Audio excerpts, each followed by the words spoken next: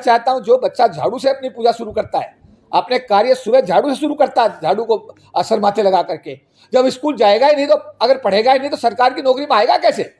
जरूरत तो इस बात की थी कि 4 लाख करोड़ रुपया जो SC ST के डेवलपमेंट का इंदिरा गांधी जो SC प्लान, ट्राइब सब प्लान बनाकर गई थी, अगर सरकार ईमानदार होती, अगर सरकार में ऑनेस्टी होती, ये सरकार SC ST के प्रति में दर्द होता, तो 4 लाख करोड़ से हमारे गरीब बच्चों के लिए हर तहसील के स्तर पर 1000 बच्चों का रेजिडेंशियल स्कूल बना के देती। नहीं बना। भारत के इतिहास में किसी भी अनुसूचित जाति समाज के आदमी को आज तक देश का वित्त मंत्री नहीं बनाया गया।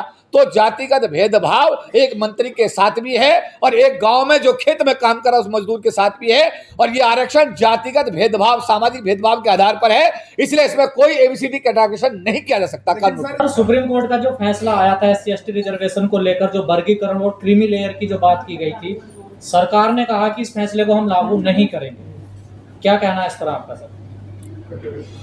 देखिए, सरकार के विषय में जो हमने पहले देखा है, जब 1997 में आरक्षण के विरोध में सुप्रीम कोर्ट ने आदेश जारी किए थे, तब हम लोगों ने अपने सरकारी अधिकारी कर्मचारियों के महासंघ के माध्यम से दिल्ली की धरती पर लाखों लोगों को देश के कोने कोने से बुलाया था।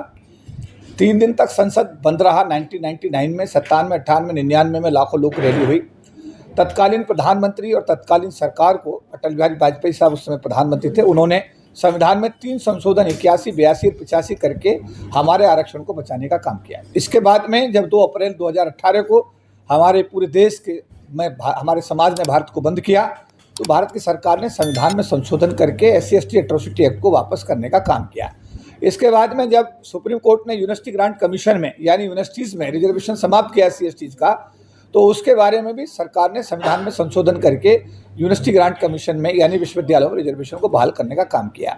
सरकार ने जो अभी उस दिन, ये 9 अगस्त को जब हम लोग जंतर मंतर पर हम लोग इकट्ठा होकर के देश के कोने कोने से जो लाखों लोग आए, और हम लोगों ने जब अपनी मांग रखी कि भाई हमारे परम पूज्य बाबा साहब अम्बेडकर की स्टैच्यू को यथास्थान पर स्थापित अगर आप 14 अक्टूबर 2024 तक कर देते हैं तो हम आपका धन्यवाद करेंगे, और नहीं करते हैं तो 14 अक्टूबर 2024 को दिल्ली की धरती पर रामलीला मैदान के अंदर देश के कोने कोने से लाखों करोड़ों लोग बुला करके हम लोग बाबा साहब अम्बेडकर द्वारा दिए गए बौद्ध धर्म को स्वीकार करने का कार्य करेंगे। इस संबंध में ये मांग पत्र पूरे देश के लोगों के सामने हमने इसको जंतर मंतर पढ़ा, समाज के लोगों ने हाथ उठा करके इसको पारित किया, और इसके बाद भारत के राष्ट्रपति और प्रधानमंत्री को इसकी कॉपी हमने रिसीव करा करके असेंबली में बांटा। उनको इस मामले में समाज की भावनाओं से हमने उनको आगाह करा दिया है। अभी आपने सवाल किया कि सरकार ने कहा है कि हम क्रीमी लेयर कंसेप्ट को लागू नहीं करेंगे, ये उन्होंने कहा है, लेकिन मैंने कई जगह पढ़ा है कि इसकी अभी वो समीक्षा करेंगे। अब समीक्षा करेंगे या लागू नहीं करेंगे, दोनों बातों में बड़ा अंतर है। मैं ये कहना चाहूँगा कि सरकार को सुप्रीम कोर्ट का जो ये जजमेंट आया है, इस पर तुरंत संविधान में संशोधन करके इसमें तुरंत इस आदेश को इसी तरह निरस्त करना चाहिए जिस तरीके से मित्तल साहब सुप्रीम कोर्ट के जज 2018 में जब जजमेंट दे रहे थे SC ST एट्रोसिटी एक्ट पर, उसको निरस्त किया गया। 1997 में सुप्रीम कोर्ट ने 5 आदेश जारी किए, उनको निरस्त किया गया। यूनिवर्सिटी ग्रांट कमीशन के मामले में सुप्रीम कोर्ट ने जब आदेश दिया, उसको निरस्त किया गया। तो मैं समाज का एक जिम्मेदार, मैं कहूँगा कि एक व्यक्ति होने के नाते, एक कार्यकर्ता होने के नाते भारत की सरकार से पुरजोर मांग करता हूं कि आपको तत्काल प्रभाव से संविधान में संशोधन करके सुप्रीम कोर्ट द्वारा दिए गए इस निर्णय को निरस्त करने का कानून तुरंत पास कर देना चाहिए, जिससे कि SC ST समाज में जो असंतोष बढ़ रहा है सुप्रीम कोर्ट के जजमेंट के खिलाफ और भारत सरकार के खिलाफ, उसको नियंत्रित किया जा सके और समाज में एक रचनात्मक वातावरण पैदा किया सके। तो क्या सरकार गुमराह कर रही है बर्बली कहकर? देखिए, जब तक एक गांव की कहावत है, अंधेरी अंधी तेरा भैया आया है, जब तक गोद में ना जाए जब तक कुछ कह नहीं सकते। जब तक सरकार संविधान में संशोधन करके कानून नहीं बना देती है, तब तक इस आश्वासन को तो आश्वासन ही माना जाएगा। इसको हम लोग एक ये तो नहीं कह सकते कि भाई ये निर्णय हो चुका है। निर्णय जब हो जाएगा, सरकार इसमें जब इसको कानून बना देगी, तो सरकार का हम धन्यवाद करेंगे। जिस तरीके से 3 आरक्षण विरोधी आदेश वापस करने के लिए हमने पार्लियामेंट एनेक्सी में तत्कालीन प्रधानमंत्री हमारे जो अटल बिहारी वाजपेयी साहब थे, उनका हमने धन्यवाद प्रस्ताव किया था, उनको बुलाया था, उनका धन्यवाद किया था। अगर सरकार ऐसा करती है तो हमारा समाज सरकार का इस कार्य के लिए धन्यवाद करेगा। लेकिन 21 तारीख को जो है भारत बंद की भी कॉल दी गई है इसी के संबंध में, तो उस बारे में सर क्या है? मेरा ये जो आप कह रहे हैं, ये मेरी उसी बात की पुष्टि कर रही है कि बढ़ता हुआ जन आक्रोश को अगर नियंत्रण करना है तो इसके लिए सरकार को अविलंब वो कदम उठाने चाहिए जिससे समाज में असंतोष पैदा ना हो। 21 तारीख का भारत बंद भी जिन लोगों के द्वारा भी इसको कॉल दी गई है, आज समाज के जितना मेरे पास, क्योंकि मैं राष्ट्रीय अंतर्राष्ट्रीय नेटवर्क का व्यक्ति हूँ, पूरे विश्व और दुनिया में मेरा सब लोग मुझे जानते हैं, पहचानते हैं। मेरे पास जो कम्युनिकेशन आए हैं 21 तारीख के बारे में, पूरे देश में ये मैसेज जन जन तक पहुंच चुका है कि 21 तारीख को भारत बंद है, सरकार के इस बाबा साहब अम्बेडकर की स्टेचू को हटाने के खिलाफ और साथ साथ सुप्रीम कोर्ट के जजमेंट के खिलाफ। तो अगर 21 तारीख को भारत बंद होता है, 2 अप्रैल 2018 की पुनरावृत्ति होती है, तो मैं इस बात को बहुत जिम्मेदारी से कहूँगा कि भारत सरकार इसके लिए स्वयं जिम्मेदार होगी। लेकिन केपी चौधरी साहब, एक बात बताइए, क्रीमी लेयर लागू क्यों नहीं होना चाहिए? क्योंकि अभी तक जो देखा जा रहा है, जो लोग रिजर्वेशन के बाद अपने स्तर को उठा चुके हैं आर्थिक तौर पे भी, फाइनेंशियल तौर पे भी, तो क्यों ना उससे नीचे वाले पायदान को, क्योंकि अभी तक ये देखा गया जो परिवार को रिजर्वेशन मिल रहा है उसको पीढ़ी दर पीढ़ी, चाहे वो पॉलिटिकल रिजर्वेशन है, चाहे वो गवर्नमेंट जॉब का रिजर्वेशन है, चाहे वो इंडस्ट्रियल प्लॉट में, वही लोग ज्यादातर फायदा उठा रहे हैं। ये प्रैक्टिकल सच्चाई है। तो क्यों नहीं उसमें ये होना चाहिए कि जिनको नहीं मिला है उनके लिए कुछ ज्यादा किया जाए? इसमें कहाँ दिक्कत है? मैं आपकी जानकारी अपडेट कर दूं, जब तत्कालीन प्रधानमंत्री इंदिरा गांधी ने देश का राष्ट्रीयकरण किया था, देश में बैंकिंग भर्ती बोर्ड बनाए गए थे, तेल कंपनियां, बीमा कंपनियों का राष्ट्रीयकरण हुआ था, तब जाकर के घर घर में सरकार की नौकरी के रूप में, एक रोशनी के रूप में रोजगार के अवसर मिले थे। आज की स्थिति ये है, मैं आपको बड़ी जिम्मेदारी के साथ बता रहा हूँ, 40 लाख लोग सरकार की नौकरी में जो आए थे, आज करीब 6 लाख के आसपास सरकार की नौकरी में लोग बच रहे हैं। सरकार की नौकरी तो तमाशा है, ये तमाशा है, समाज को बांटने की एक साजिश है। चाहे इसमें सुप्रीम कोर्ट भी शामिल है, चाहे इसमें भारत सरकार भी शामिल है, चाहे दोनों शामिल नहीं है। मैं इस बात की पुष्टि नहीं करता हूं कि इसमें कौन कौन शामिल है, लेकिन इसमें दो राय नहीं है कि सब भारत का एक ऐसा तबका इस षड्यंत्र का में शामिल है जो एससी समाज को और एसटी समाज को आपस में बांटना चाहता है। साथ साथ आज के समय में भी इतने बच्चे टॉप करने के बाद, जहाँ टीना दाबी टॉप करती है, जहाँ बच्चे दूसरी सर्विस में टॉप कर रहे हैं, आज भी देश के किसी भी डिपार्टमेंट के अंदर सरकारी वैकेंसीज का कोटा पूरा नहीं किया गया है। मैं कहना चाहता हूं, जो बच्चा झाड़ू से अपनी पूजा शुरू करता है, अपने कार्य सुबह झाड़ू से शुरू करता है, झाड़ू को असर माथे लगा करके, जब स्कूल जाएगा ही नहीं, तो अगर पढ़ेगा ही नहीं, तो सरकार की नौकरी में आएगा कैसे? जरूरत तो इस बात की थी कि 4 लाख करोड़ रुपया जो SC ST के डेवलपमेंट का इंदिरा गांधी जो SC प्लान, ट्राई सब प्लान बनाकर गई थी, अगर सरकार ईमानदार होती, अगर सरकार में ऑनेस्टी होती, ये सरकार SC ST के प्रति में दर्द होता, तो 4 लाख करोड़ से हमारे गरीब बच्चों के लिए हर तहसील के स्तर पर 1000 बच्चों का रेजिडेंशियल स्कूल बना के देती। फ्री एंड कंपलसरी एजुकेशन की पॉलिसी के तहत नर्सरी से लेकर के ग्रेजुएशन तक का बच्चा जब पढ़ के आता, उसमें वाल्मीकि भी होता, उसमें चमार भी होता, खटीक भी होता, धोबी भी होता, और सारे बच्चे जब पढ़ करके निकलते और कंपटीशन करते, बराबर दौड़ते, तो उसमें वाल्मीकि बच्चा भी जाता, ये बनता, उसमें चमार बच्चा भी जाता, खटीक भी जाता। आप बताइए, जिस बच्चे को स्कूल ही नहीं मिल रहा है, आज जहां जिस स्कूल में 6 पैसे फीस थी, आज वहां 50,000 कर दी गई है, जहां पर 600 रुपये फीस थी वहां 6 लाख कर दी गई है। आज की स्थिति तो ये है। अरे जरूरत तो इस बात की है कि हमारे SC समाज का जो गरीब तबका है, जिसको वाल्मीकि समाज के नाम से जाना जाता है, जिसको दूसरे समाज के नाम से जाना जाता है, उन बच्चों के एजुकेशन का क्या सरकार ने कोई इंतजाम किया? क्या सरकारी क्षेत्र को क्यों निजीकरण किया गया? सरकारी क्षेत्र खत्म करके पूना पैक्ट के तहत बाबा साहब अम्बेडकर गांधी के बीच जो पैक्ट हुआ, उसमें सिर्फ सरकारी क्षेत्र में नौकरी का प्रावधान किया गया था। सरकारी क्षेत्र को सरकार ने खत्म कर दिया, निजी क्षेत्र सारा खोल दिया, निजी क्षेत्र में रिजर्वेशन किया नहीं। तो क्या SC ST समाज के साथ ये धोखा नहीं है? क्या ये बेईमानी नहीं है? क्या देश के जो शांति प्रिय समाज है उसे सड़क पर लाने की कोशिश नहीं है? क्या ये अंदर SC के अंदर ST के अंदर झगड़ा कराने की कोशिश नहीं है? सर, लेकिन आप एक बात बताइए, आपने अभी खुद ही कहा कि जब सरकारी नौकरी जितने भी डिपार्टमेंट हैं वो धीरे धीरे करके सब प्राइवेट को दे दिए जा रहे हैं, तो फिर भी जहां भी हम देखते हैं अभी जो भी संगठन है वो आरक्षण की लड़ाई लड़ते नजर आता है सरकारी नौकरी में। उसके लिए क्या कुछ अच्छा प्लान नहीं होना चाहिए कि जो प्राइवेट सेक्टर? देखिए, ऐसा है, 1997 में जब हमने आंदोलन शुरू किया था, हमने कहा था निजी क्षेत्र में आरक्षण लागू करो, सरकारी क्षेत्र का निजीकरण बंद करो, निजी क्षेत्र का आरक्षण लागू करो, देश की बंजर जो जमीन पड़ी है उसको उपजाऊ बना के SC ST समाज में उसका बंटवारा करो, देश में प्रिंसिपल ऑफ डाइवर्सिटी अमेरिका वाला सिद्धांत लागू करके देश के रोजगार में SC ST के लोगों को नौकरी में आने का अवसर प्रदान करो, देश के अंदर जो भी रोजगार पैदा होता है उसमें SC ST की भागीदारी उनकी जनसंख्या अनुपात में सुनिश्चित करो।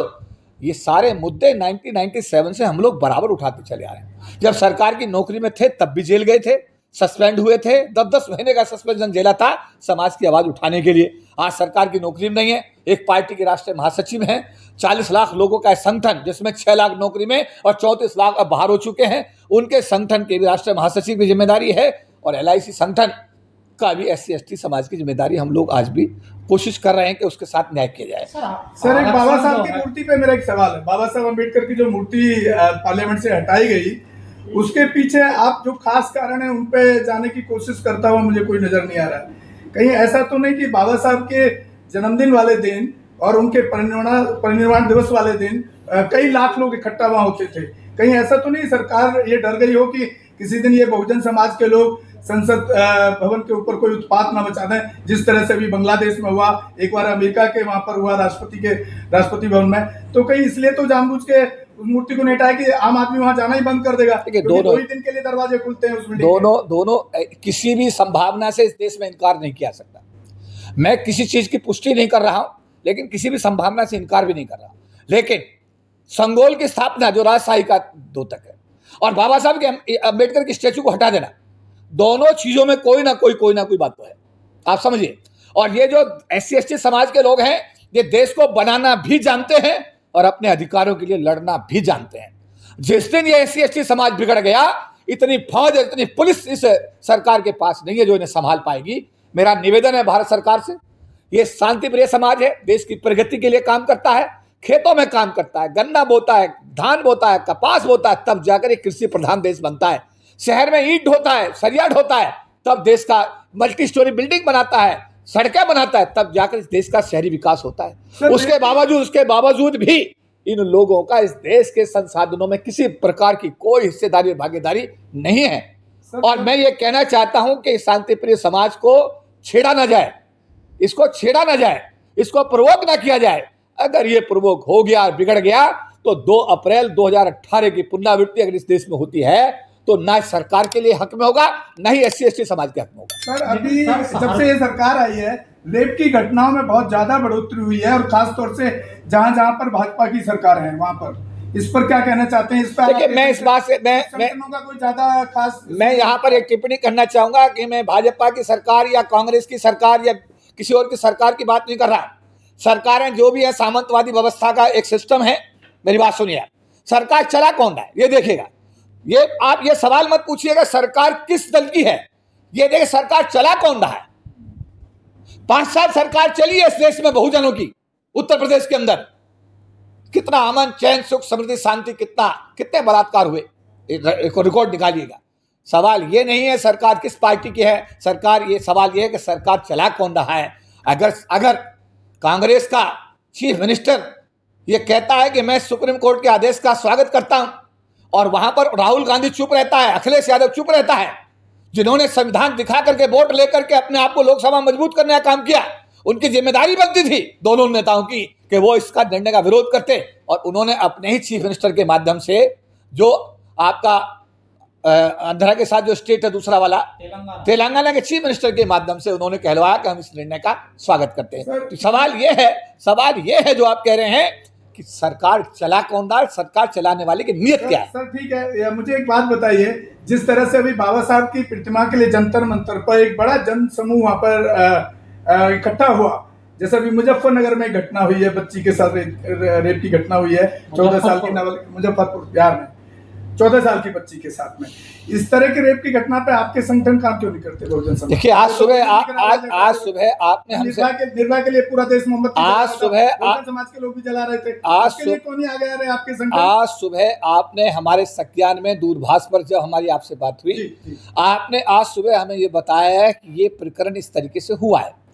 आपसे हमने तुरंत कहा कि उस बच्ची को बुलाओ, राष्ट्रीय आयोग आज हमारे कार्यालय में आ रहा है, हम उस बच्ची को राष्ट्रीय आयोग के माननीय सदस्य के सम्मुख जो है, ये दूसरा केस है सर, ये दूसरा केस है सर जिसके लिए मैंने आपको कॉल किया। लेकिन मेरा कहना यह है कि हम एक सामाजिक कार्यकर्ता हैं और समाज में एक कार्यकर्ता के रूप में जो भी संज्ञान में हमारे आता है, चाहे राजस्थान का जालोर का मसला रहा हो, चाहे पाली राजस्थान का मसला रहा हो, और चाहे देश के किसी भी कोने में कोई अट्रॉसिटी रही हो, हमारा इतिहास है कि हमने उस घटना का पुरजोर विरोध किया और सरकार से दोषी लोगों को उनको सजा दिलाने की हमेशा हमने मांग की है। बात हम उसी पे आते हैं, जो मुद्दा जो आरक्षण की बार बार बात करी जाती है, जैसे हमारे साथी भी कह रहे हैं कि आरक्षण छोड़ दो जो अमीर हो गया।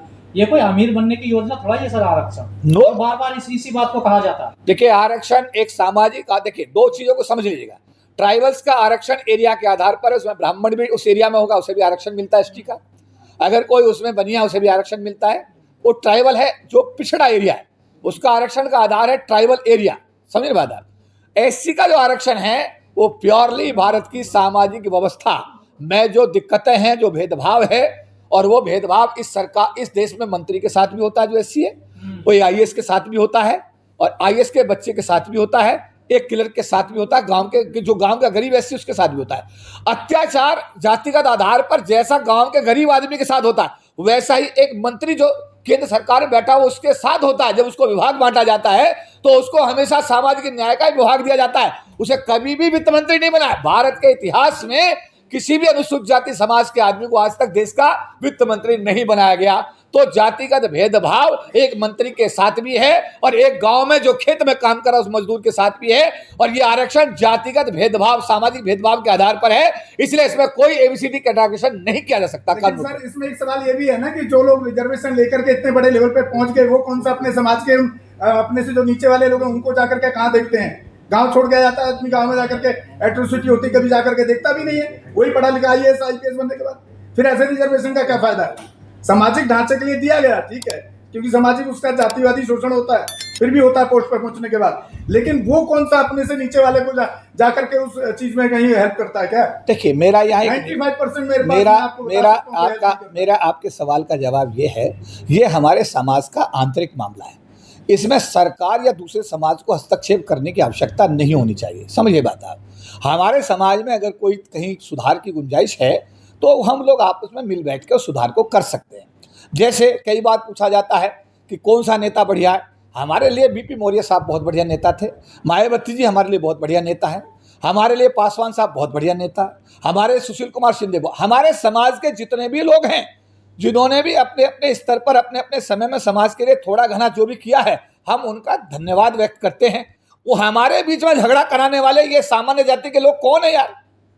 हम अपनी व्यवस्था खुद देख लेंगे ना अंदर, अगर हमारे अंदर कहीं कोई सुधार की गुंजाइश है तो सुधार कर लिया जाएगा, बट सवाल यह है कि हम अपने समाज की ठेकेदारी दूसरों को नहीं दे सकते।